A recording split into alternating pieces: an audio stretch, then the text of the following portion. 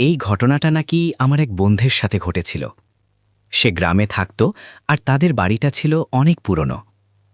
এক রাতে সে হঠাৎ ঘুম থেকে উঠে গেল। কেন উঠেছে সে নিজেও বুঝতে পারছিল না।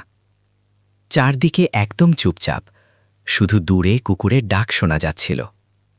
সে মোবাইল দেখে রাত ঠিক ৩টে। হঠাৎ দরজায় টক টক টক করে শব্দ হল।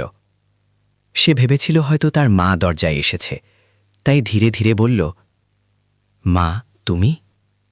কোনো উত্তর নেই। আবার শব্দ হল, এবার একটু জোরে, টক টক টক।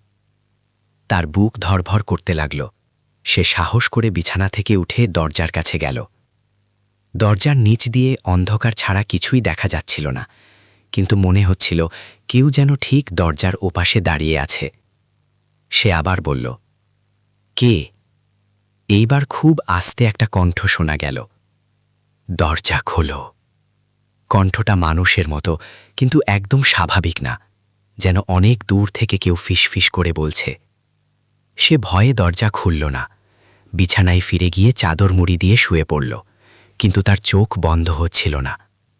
হঠাৎ সে স্পষ্ট শুনতে পেল, দরজার হাতলটা ধীরে ধীরে নড়ছে, টিক টিক টিক। সে তখন চোখ বন্ধ করে শুধু একটা দোয়া পড়তে লাগল। কয়েক সেকেন্ড পর সব শব্দ হঠাৎ বন্ধ হয়ে গেল। পরের দিন সকালে সে দরজা খুলে বাইরে গেল, কিন্তু দরজার সামনে মাটিতে অদ্ভুত একটা দাগ ছিল, যেন কেউ অনেকক্ষণ দাঁড়িয়েছিল। সে তার মাকে সব বলল।